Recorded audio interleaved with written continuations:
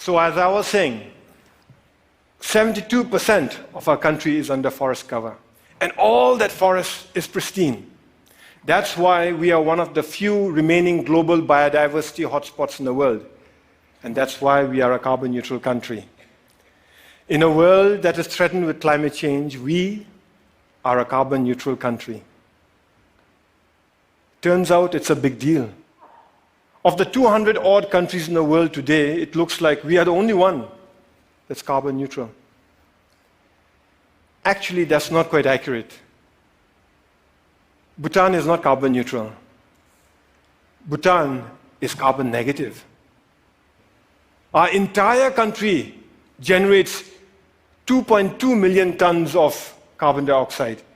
But our forests, they sequester more than 3 times that amount. So we are a net carbon sink for more than 4 million tons of carbon dioxide each year. But that's not all. We export most of the renewable electricity we generate from our fast-flowing rivers.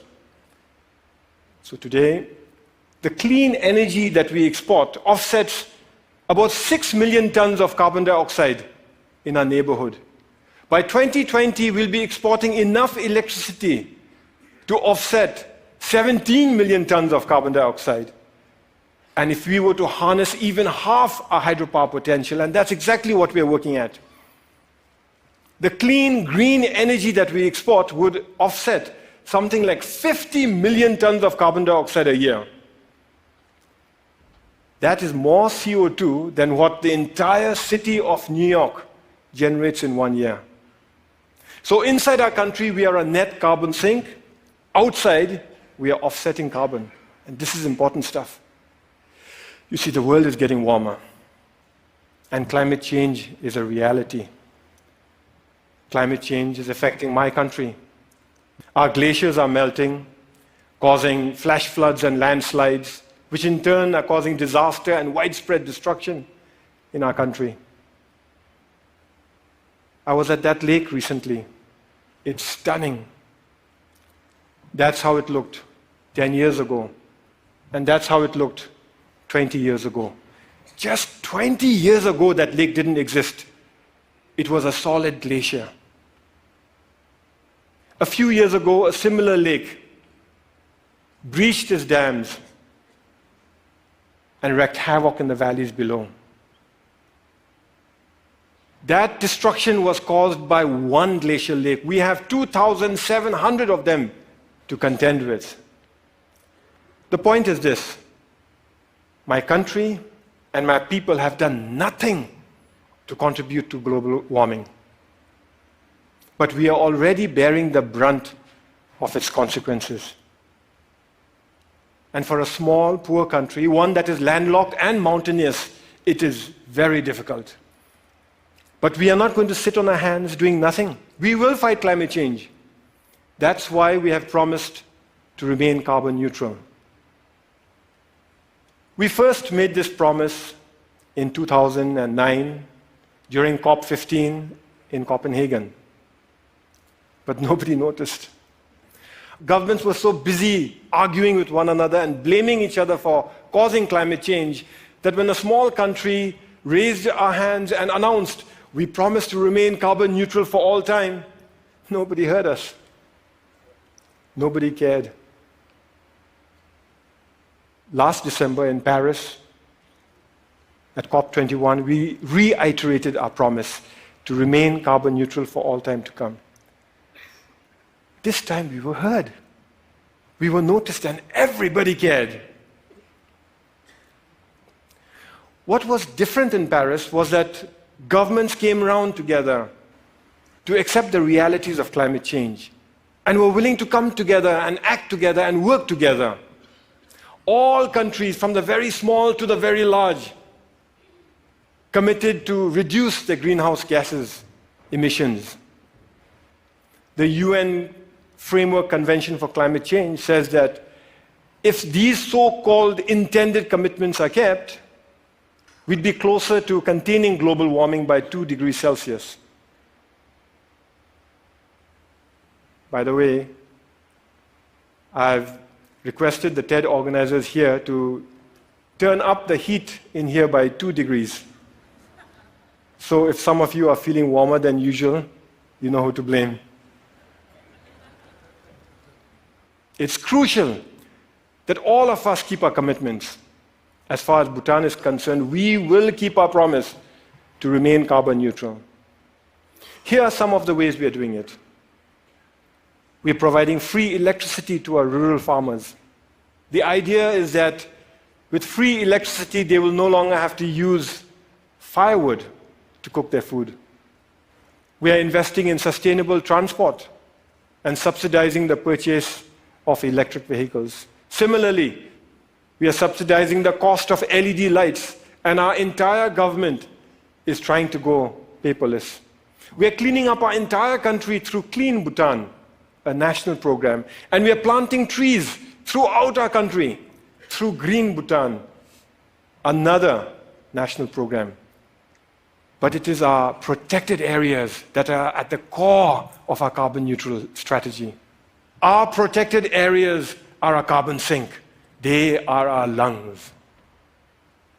Today, more than half our country is protected as national parks, nature reserves, and wildlife sanctuaries.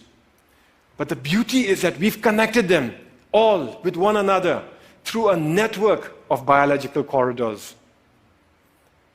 Now, what this means is that our animals are free to roam throughout our country. Take this tiger, for example. It was spotted at 250 meters above sea level in the hot subtropical jungles. 2 years later, that same tiger was spotted near 4,000 meters in our cold alpine mountains. Isn't that awesome?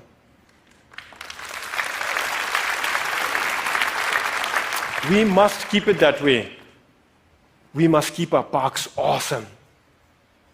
So every year we set aside resources to prevent poaching, hunting, mining, and pollution in our parks, and resources to help communities who live in those parks manage their forests, adapt to climate change, and lead better lives while continuing to live in harmony with Mother Nature. But that is expensive. Over the next few years, our small economy won't have the resources to cover all the costs that are required to protect our environment. In fact, when we run the numbers, it looks like it'll take us at least 15 years before we can fully finance all our conservation efforts. But neither Bhutan nor the world can afford to spend 15 years going backwards. This is why His Majesty the King started Bhutan for Life. Bhutan for Life gives us the time we need. It gives us breathing room. It is essentially a funding mechanism to look after our parks, to protect our parks, till our government can take over on our own fully. The idea is to raise a transition fund from individual donors, corporations, and institutions. But the deal is closed only after predetermined conditions are met and all funds committed. So multi-party, single closing, an idea we borrowed from Wall Street.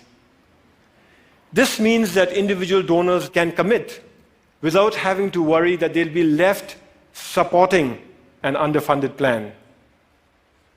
It's something like a Kickstarter project, only with a 15-year time horizon and millions of tons of carbon dioxide at stake.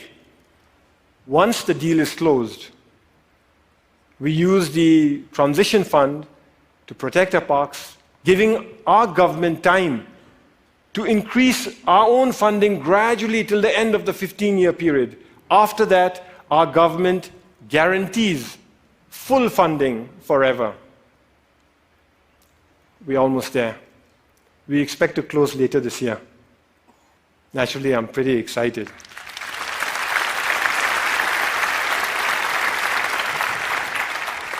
The World Wildlife Fund is our principal partner in this journey. And I want to give them a big shout out for the excellent work they're doing in Bhutan and across the world. Whew, it is getting warm in here.